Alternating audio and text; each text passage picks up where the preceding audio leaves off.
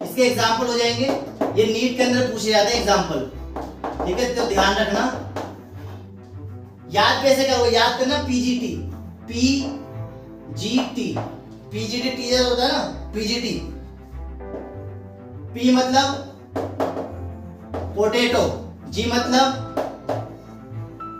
Ginger, T मतलब turmeric. समझ आ गया, पीजीटी से याद कर लेना। हेलो गाइस, आई होप कि आप सब मस्त झकास एंड बिंदास होंगे। गाइस, नीट एंड बोर्ड दोनों ही एग्जाम के लिए ये लेक्चर होने वाला है मोस्ट इंपॉर्टेंट, क्योंकि इस लेक्चर में हम ओल्ड एनसीईआरटी के इंपॉर्टेंट पॉइंट्स जो नीट के अंदर additional questions and assertion reason में पूछ लिए जाते हैं, प्लस न्यू एनसीईआरटी दोनों को एक साथ कवर करेंगे।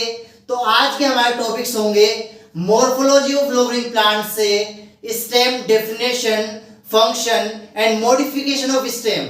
इसके बाद हम पढ़ेंगे leaf definition and parts of leaf. अगर टाइम बचेगा तो हम पढ़ेंगे venation and classification of leaf. तो चलो बढ़ते अपने लेक्चर की तरफ। तो आज का हमारा फर्स्ट टॉपिक है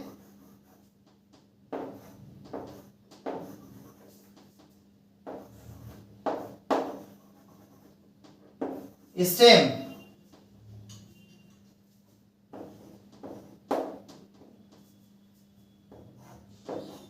स्टेम का मतलब है the ascending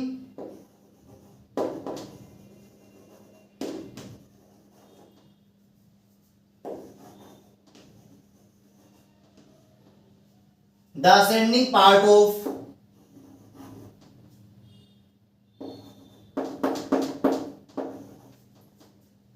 axis bearing branches, fruits, flowers and leaf। देखो, ascending part of axis bearing branches, fruits, flowers and leaf. Ascending part यानी जो ये एक्सिस है, ये जो एक्सिस जमीन के ऊपर वाले पोर्शन को क्या बोलते हैं, ये पूरा का पूरा क्या है, देखो ये असेंडिंग पार्ट, ये स्टेम है, ये पूरा पर क्या स्टेम है। देखो ये पूरा का पूरा क्या है, शूट सिस्टम, और ये नीचे है रूट सिस्टम। अभी शूट सिस्टम के अंदर जो असेंडिंग पार्ट है ये वाला, ये क्या है, स्टेम है। अभी स्टेम से क्या निकला, leaf, flower, fruits and birds यहां पे निकलेगी। यहां पे क्या निकलेगी, बर्ड्स निकलेगी। तो सारी सारी चीजें किससे अराइज होती है, स्टेम से अराइज होती है। अब देखो next point,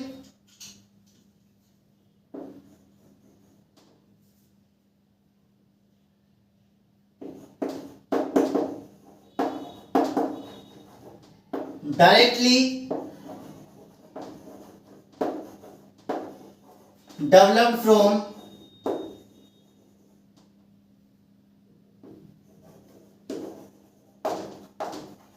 plumule of embryo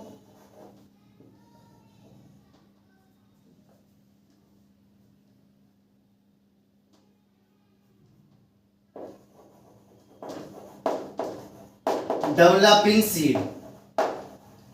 देखो डेवलपिंग सीड के प्लूम्यूल से अराइज होता है। सपोज ये देखो मैंने बना दिया, यहां पे सीड बना दिया, इसके इस वाले पोर्शन को क्या बोलते हैं, ये है प्लूम्यूल, ये है प्लूम्यूल। तो इस वाले पोर्शन से क्या निकलता है, इस वाले पोर्शन से निकलती है स्टेम।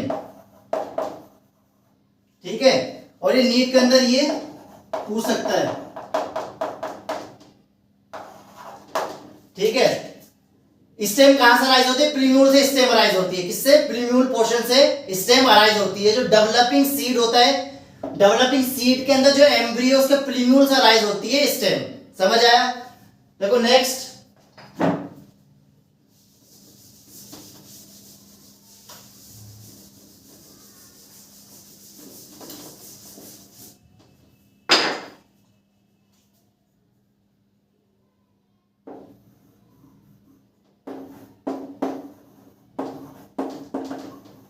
फंक्शन। देखो स्टेम का फंक्शन क्या होता है? The main function of stem, the main function of stem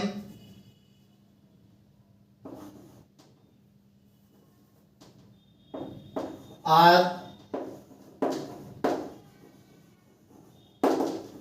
spreading out of branches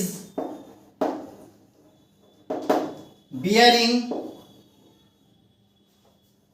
leaves, fruits and flowers। इसका मेन फंक्शन क्या है? देखो स्टेम का मेन फंक्शन है स्प्रेडिंग आउट ऑफ ब्रांचेस को निकालना, और उन ब्रांच से क्या निकलेगी? Leaf, fruit and flower. समझ आ गया? ये फंक्शन है स्टेम का। नेक्स्ट,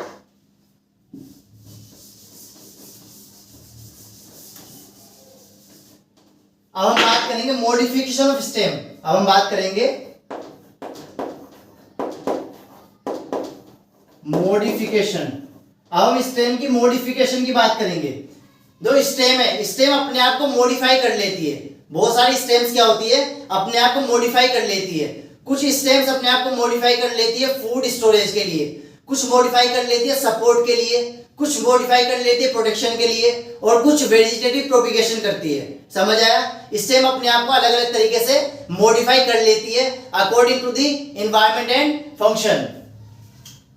अब देखो यहां पर किस तरह से मॉडिफाई करेगी।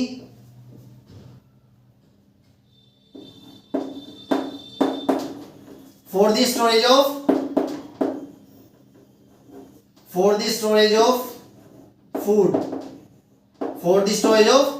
Food material. और किस तरह से मॉडिफाई कर सकती है? सपोर्ट। और किस तरह मॉडिफाई कर सकती है? प्रोटेक्शन। और कैसे मॉडिफाई कर सकती है? वेजिटेटिव प्रोपिगेशन और वेजिटेटिव प्रोपिगेशन।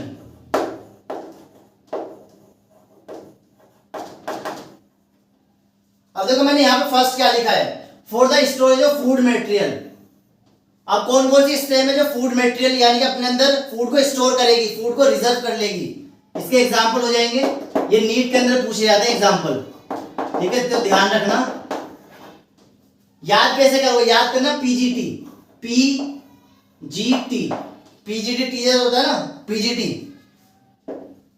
पी मतलब पोटैटो, जी मतलब जिंजर, टी मतलब टर्मेरिक। समझ आ गया? पीजीटी से याद कर लेना। नेक्स्ट आप देखो सपोर्ट। कुछ स्टेम्स ऐसे होते हैं जो अपने आप को मॉडिफाई करके खुद को सपोर्ट करती है। अब देखो किस तरह से, इसके एग्जांपल्स हो जाएंगे। इसमें आएगा स्टेम टेंड्रिल, स्टेम टेंड्रिल। इसमें क्या आएगा? Stem tendril. अब देखो स्टेम टेंड्रिल किसके अंदर होता है? इसके एग्जांपल हो जाएंगे अपने पास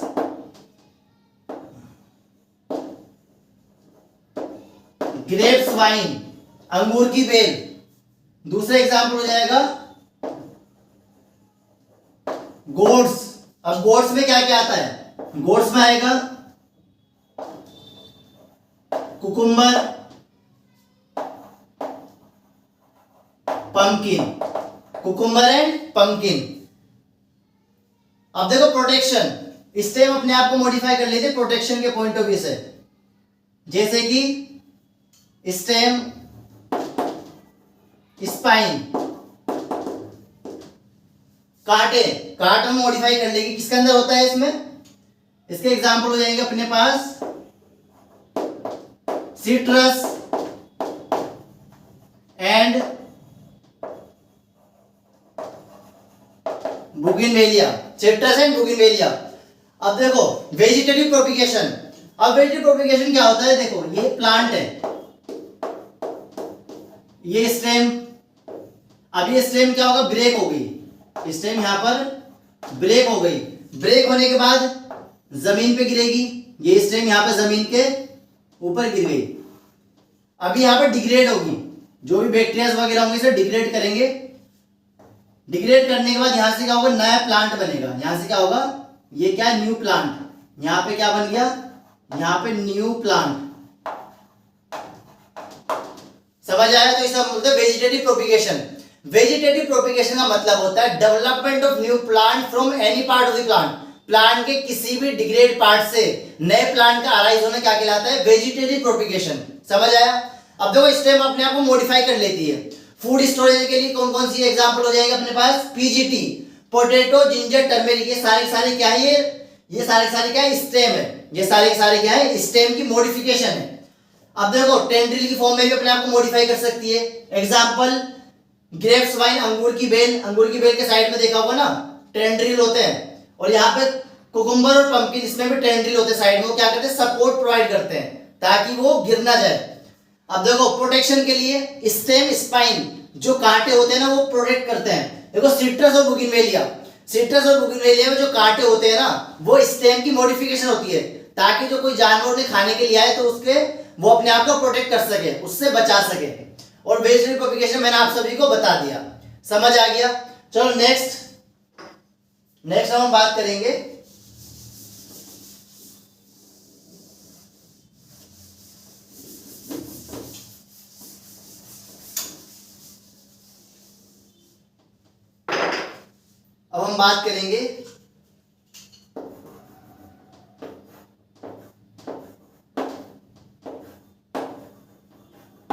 लीफ।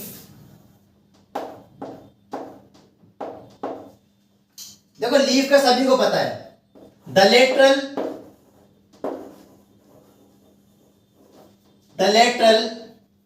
जनरली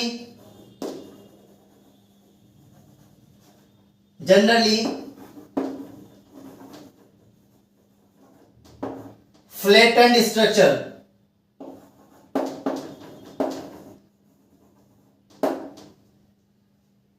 arise from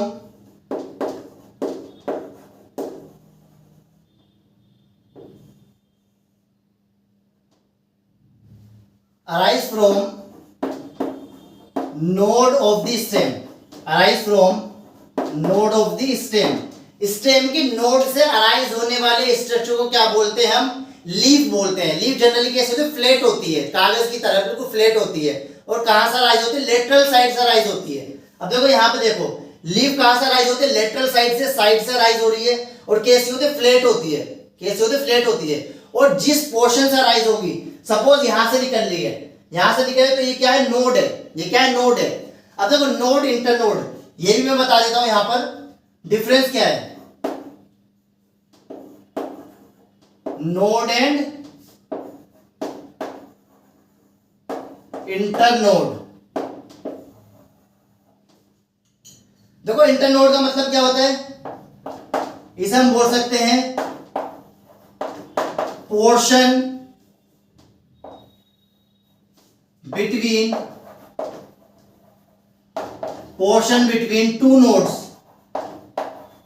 दो नोड्स के बीच के पोर्शन को क्या बोलते हैं, इंटरनोड बोलते हैं। जैसे कि मैंने यहां पे बना दिया, ये गन्ने का स्ट्रक्चर मैंने यहां पे बना दिया साइड में।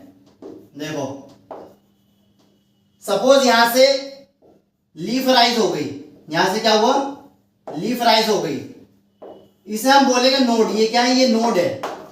और ये भी क्या है, ये भी नोड है। और ये भी क्या है, ये भी नोड है।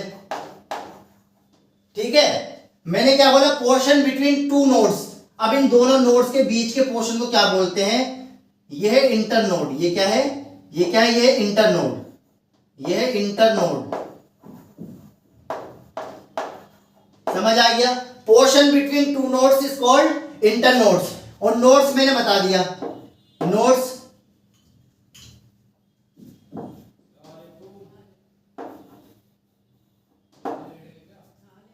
I structure from where leaves leaves are arise. The structure from where leaves are arise, एक ऐसा स्ट्रक्चर जहां से लीफ निकलेगी उसे बोलते हैं नोड, और दो नोड के बीच के पोर्शन को क्या बोलते हैं? इंटरनोड। समझ आया? अब देखो नेक्स्ट हम बात करेंगे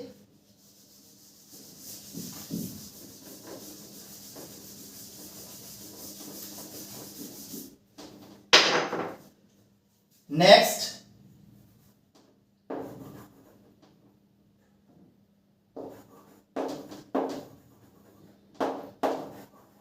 मेन पार्ट्स ऑफ लीफ। देखो लीफ के तीन मेन पार्ट्स होते हैं, लीफ के तीन मेन पार्ट्स होते हैं। ये मैंने यहां पे बना दिया।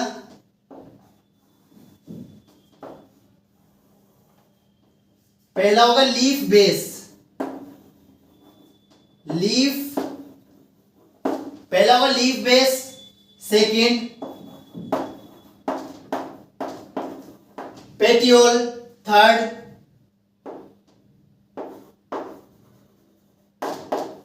लेमाइना। अब देखो ये भी ध्यान रखना, ये भी नीट के लिए इंपोर्टेंट, ध्यान रखना। लेमाइना को क्या बोलते हैं?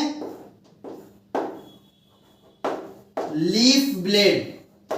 लेमाइना को क्या बोलते हैं? लीफ ब्लेड बोलते हैं। अब देखो यहां पे देखना है, मैंने बना दिया यहां पर, ये स्टेम और इससे अराइज होगी ये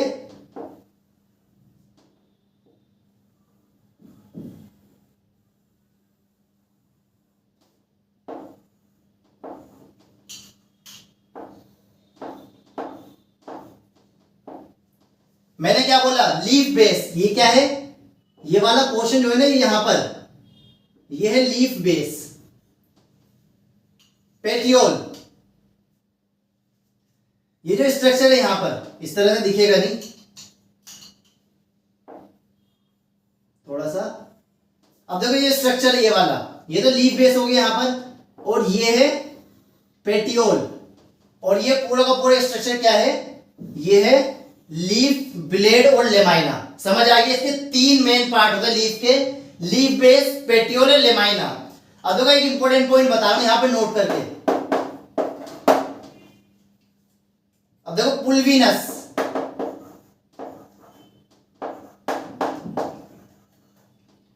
पुल्विनस क्या होता है? ये नीट के लिए भी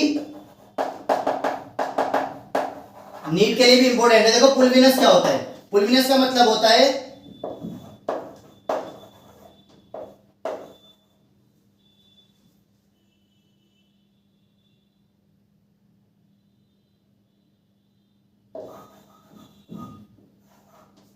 swollen leaf base,